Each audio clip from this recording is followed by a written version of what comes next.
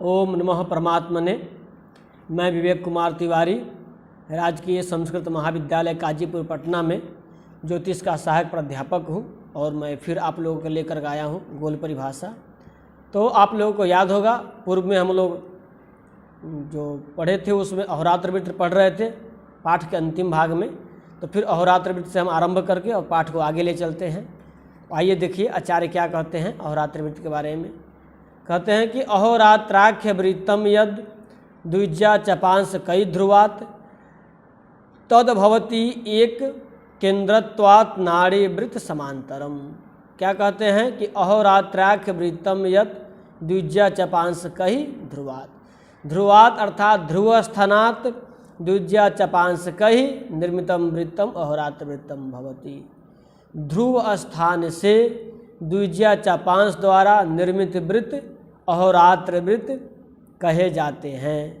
फिर कहते हैं तद भवति एक केंद्रत्वात् अर्थात अहोरात्र वृत्त एक का एक केंद्र होने के कारण नाड़ी वृत्त समांतर वह नाड़ी वृत्त के समानांतर होता है। ठीक। फिर कहते हैं तत्र खेटात् कुजम यावत उन्नत घटिका स्मृता। तत्र खेटात् अर्थात अहोरात्र वृत्ते ग्रह स्थानात् क्षितिज वृत्तम यावत उन्नत घटिका स्मृता। अहोरात्र वृत्त में ग्रह स्थान से क्षितिज वृत्त तक उन्नत घटी होते हैं। ठीक। फिर कहते हैं कि खेटात याम्योतरम यावत नत घटयः स्मृतः बुधई विद्वान सह विद्वद्भिः। विद्वानों के द्वारा ऐसा कहा गया है विद्वद्भिः स्मृतः कि खेटात याम्योत्तरम यावत अर्थात ग्रह स्थानात् याम्योत्तर वृत्तम यावत अहोरात्र वृत्ते नत घटयः स्मृताः। कहते हैं कि अहोरात्र वृत्त में ग्रह स्थान से क्षितिज तक उन्नत घटी हो जाएंगे और अहोरात्र वृत्त में ग्रह स्थान से याम्योत्तर वृत्त तक नत घटी हो जाएंगे। उन्नत घटी बता दी, नत घटी बता दी, स्पष्ट है दोनों का। ग्रह स्थान से अहोरात्र वृत्त में दोनों अहोरात्र वृत्त में ही होंगे, नत और उन्नत दोनों। तो कहते हैं कि अहोरात्र वृत्त में ग्रह स्थान से क्षितिज वृत्त तक उन्नत घटी होंगे और अहोरात्र वृत्त में ग्रह स्थान से याम्योत्तर वृत्त तक नत घटी हो जाएंगे। ठीक। आगे क्या कहते हैं याम्योत्तरात् कुजम यावत दिनार्ध घटिका तथा। कहते हैं याम्योत्तरात् कुजम यावत अर्थात याम्योत्तर वृत्तात् क्षितिज वृत्तम यावत अहोरात्र वृत्ते दिनार्ध घटिका कथ्यते। क्या कहते हैं कि अहोरात्र वृत्त में याम्योत्तर वृत्त से क्षितिज वृत्त तक दिनार्ध घटी होते हैं।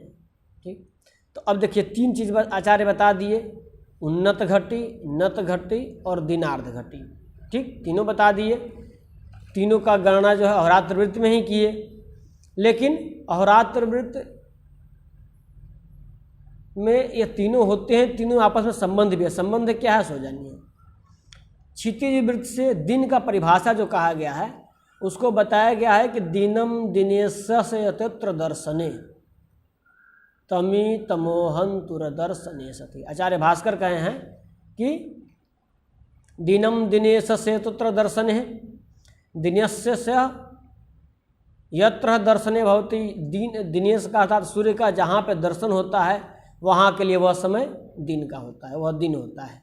और जहाँ पे सूर्य का दर्शन नहीं होता है, सूर्य क्षितिज वृत्त के नीचे चले जाते हैं तो वहाँ जो है रात्रि हो जाती है। ठीक। तो इससे स्पष्ट है कि जब सूर्य जो है, जब ग्रह जो है क्षितिज वृत्त का अर्थात सूर्य जो है जब क्षितिज वृत्त के ऊपर आएगा अहोरात्र वृत्त में, तो क्षितिज वृत्त के ऊर्ध्व भाग में जब होगा तो वह दिन होगा, और क्षितिज वृत्त के अधः भाग में होगा तो रात्रि हो जाएगी। तो अहोरात्र वृत्त जो है, चूँकि अहोरात्र वृत्त उसको इसलिए कहा गया है चूँकि दिन रात्रि की गणना उसी वृत्त में हम करते हैं, इसलिए उसका नाम ही दे दिया आचार्य ने अहोरात्र वृत्त। तो अहोरात्र वृत्त में क्षितिज वृत्त से ऊर्ध्व भाग में जब ग्रह होंगे तो दिन होगा, और क्षितिज वृत्त से अधः भाग में जब ग्रह होंगे तो रात्रि होगी। तो अब यहाँ दिनार्थ का बात कर रहे हैं और नत घटी उन्नत घटी का बात कर रहे हैं। तो क्या है कि क्षितिज वृत्त से ऊर्ध्व भाग में जब सूर्य होगा तो दिन हो जाएगा। अब उसका अर्ध का बात करते हैं, अर्ध कहाँ होगा? तो क्षितिज के ऊर्ध्व भाग में जो अहोरात्र वृत्त जाएंगे तो पूर्व क्षितिज से लेकर के अर्थात उदय क्षितिज से लेकर के और अस्त क्षितिज तक, इसके बीच में जो भाग होगा, जो अर्धवृत्त होगा अहोरात्र वृत्त का आधा भाग जो होगा वह क्या हो जाएगा आपका? तो ये आपके हो जाएंगे लगभग आधा होगा, पूर्ण रूप से आधा नहीं होता है, यह घटते बढ़ते रहता है समयानुसार। तो सामान्य रूप से मध्यम मान अगर लेकर चलते हैं तो आधा होगा अहोरात्र वृत्त का। तो ये जो क्षितिज वृत्त के ऊर्ध्व का भाग जो है, ऊपर का जो भाग है, उसको आधा कहाँ से होगा? तो याम्योत्तर वृत्त से। ठीक, तो याम्योत्तर वृत्त से लेकर के, इसलिए आचार्य ने कहे कि याम्योत्तर वृत्त से लेकर के और क्षितिज वृत्त तक क्या हो जाएगा? दिनार्ध हो जाएगा।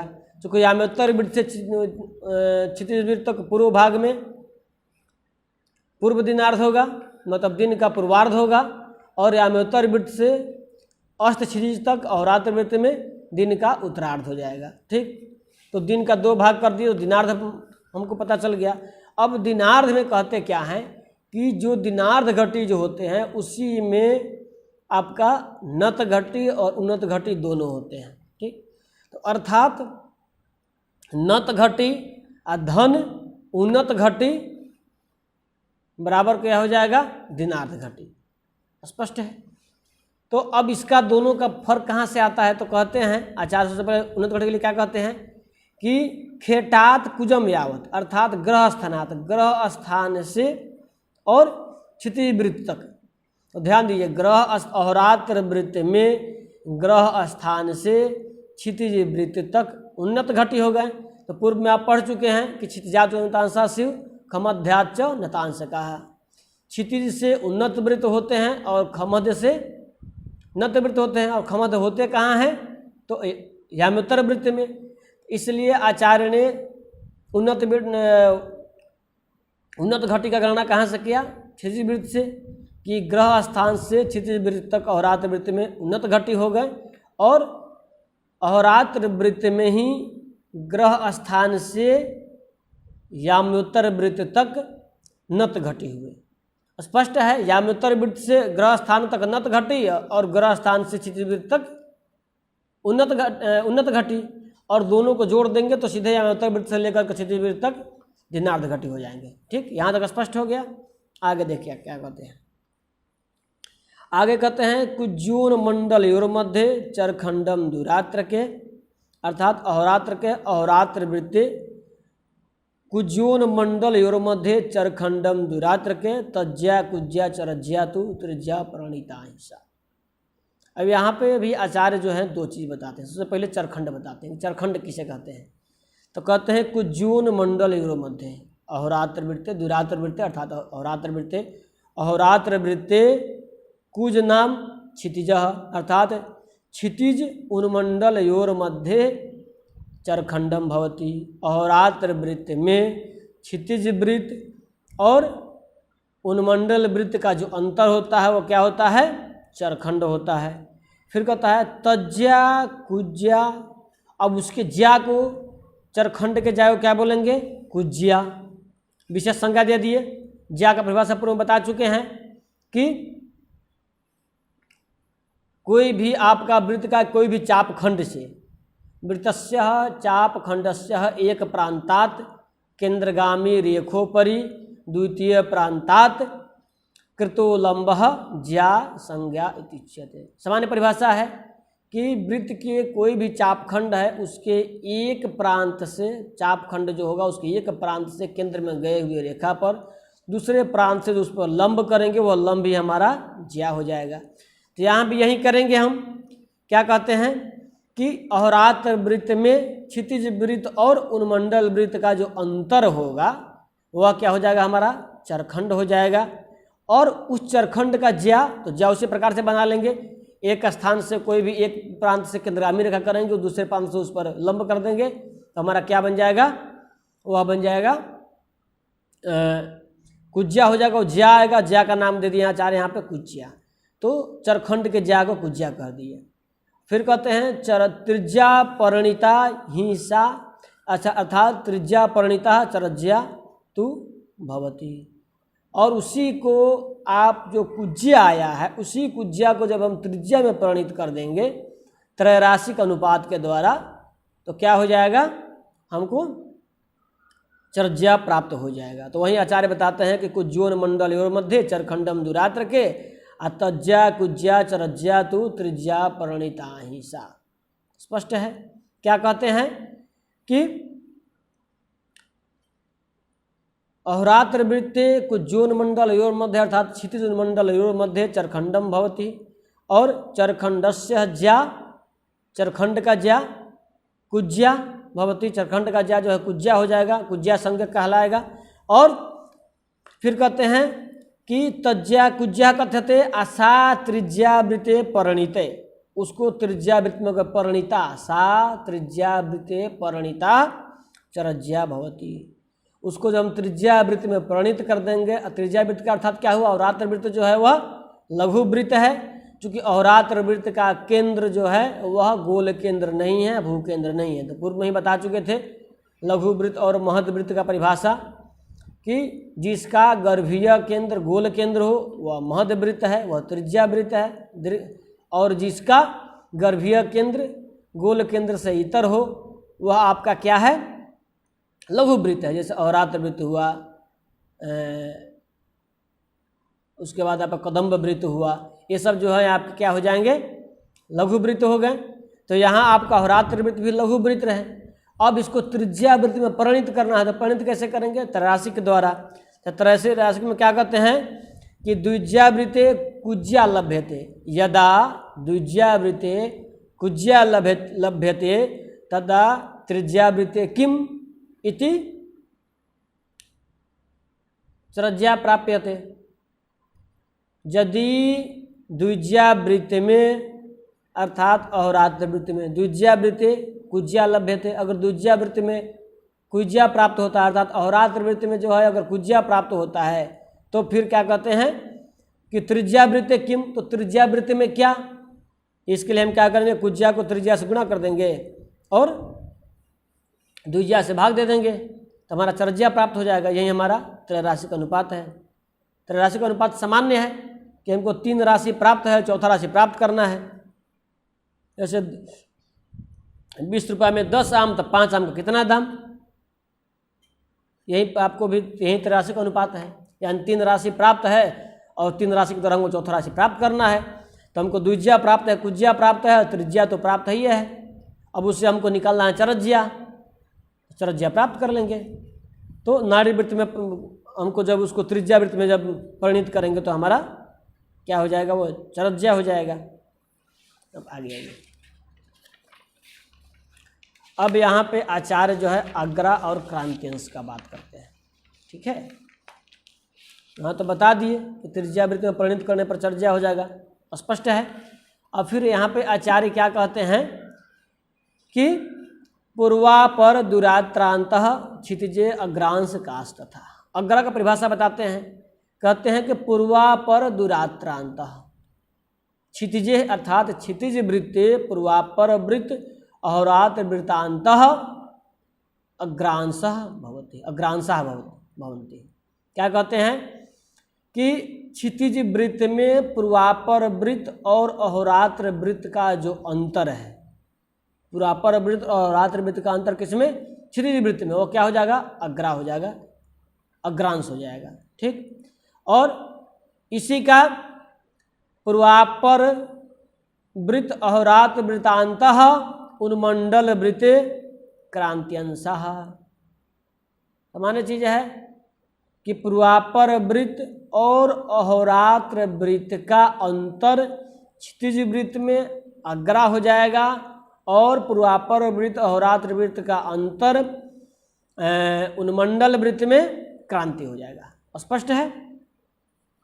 अब आगे आइए, आपको पूर्व में ही उन वृत्त का सभी परिभाषा बता दिया गया। अब कोई वृत्त बाकी नहीं है, जितने भी 8 आपके महोदय वृत्त हैं और लघु वृत्त हैं सभी का परिभाषा बता दिया जा चुका है। अब आइए अक्षांश और लंबांश। अक्षांश किसे कहते हैं, लंबांश किसे कहते हैं? कहते हैं याम्योत्तरे तथा अक्षांशः समस्थान ध्रुवांतरे। याम्योत्तरे अर्थात याम्योत्तर वृत्ते अक्षांशः भवन्ति।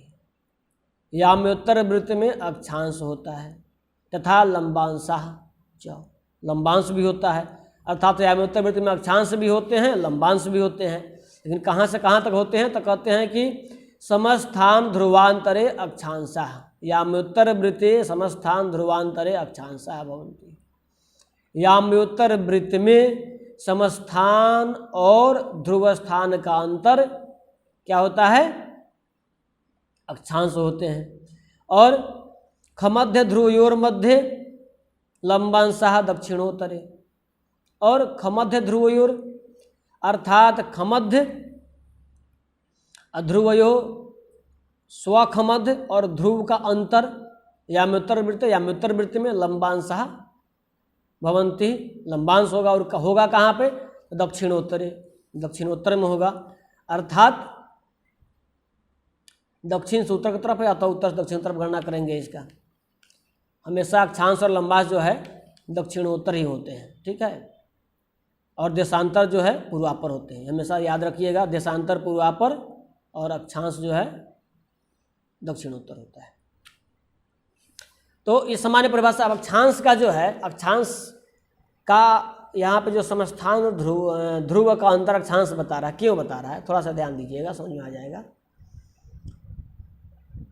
मूलतः अक्षांश जो है निरक्ष खमध्य और स्वखमध्य का अंतर याम्योत्तर वृत्त में अक्षांश कह सकते हैं, ठीक।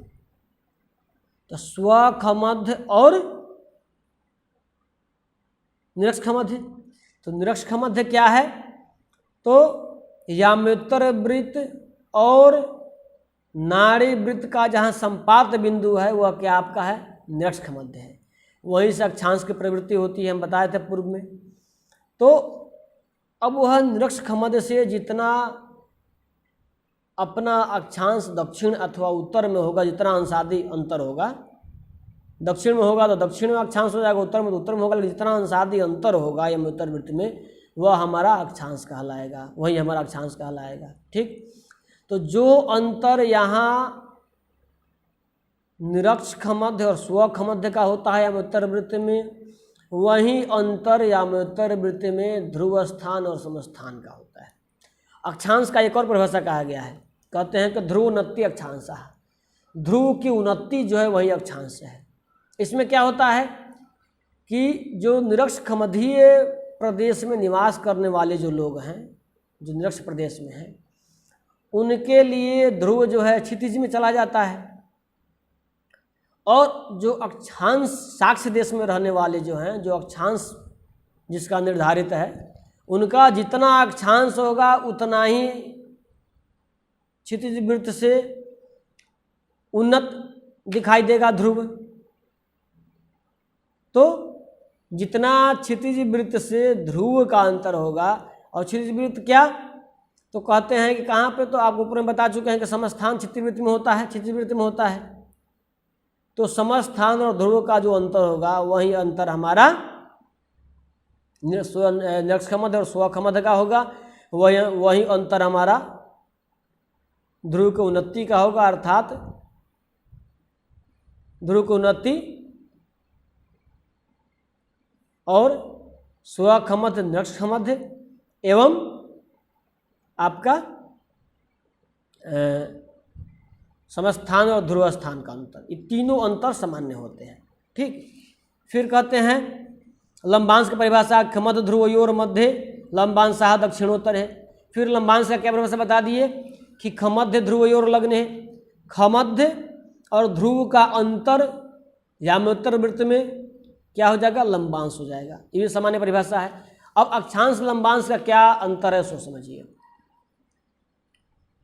अब यहाँ पे अंत में कहीं दिए कि निरक्षीय खमध्याच यावत याम्य कुजम तथा, यहाँ भी समान चीज़ें बता दिए। ठीक, तो अब थोड़ा सा ध्यान समझने वाली चीज़ें हैं। क्या है अक्षांश लंबांश, एक बार फिर समझ लीजिए। अक्षांश और लंबांश दोनों याम्योत्तर वृत्ति में होंगे, निश्चित है। तो बता चुके हैं कि निरक्ष खमध्य से अक्षांश का प्रवृत्ति होता है। उदाहरणार्थ मान लीजिए कि हम लोग उत्तर गोल में वास करने वाले हैं, तो हम लोग का अक्षांश जो है हमेशा निरक्ष खमध्य से उत्तर में ही होगा। जो दक्षिण गोल में निवास करते हैं उनका निरक्ष खमध्य से दक्षिण में अक्षांश होगा।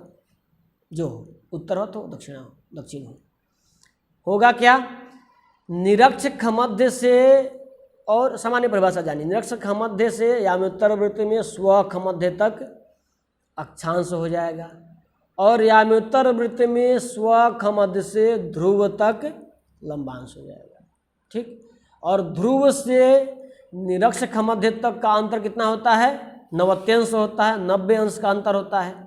तो अर्थात अक्षांश आधन लंबांश बराबर 90 अंश, 90 अंश हो जाएंगे। 90 अंश 90 अंश हो जाएंगे। तो यदि आपको एक अगर पता है कि हमारा अक्षांश कितना है तो लंबांश निकाल सकते हैं। सामान्य चीज़ है कि अक्षांश और लंबांश का योग जो है 90 होगा हमेशा। 90 में से ही ई जितना घटेगा वो दूसरा उतना बढ़ेगा, दूसरा घटेगा तो पहला बढ़ेगा। तो क्या हो जाएगा कि जहाँ पे लंबांश 90 अंश हो जाएंगे अर्थात 90 अंश का हो जाएगा, वहाँ पे अक्षांश का भाव हो जाएगा। चूँकि हम बताए थे आपको कि अक्षांश और लंबांश का योग 90 अंश का होता है, और जहाँ लंबांश ही हो जाए 90 अंश का वहाँ पे निश्चित है कि अक्षांश शून्य हो जाएगा। तो यह स्थिति कब होगी, निरक्ष खमध्य वाले के लिए, जो निरक्ष प्रदेश में वास करते हैं, जो निरक्ष देश में वास करते हैं।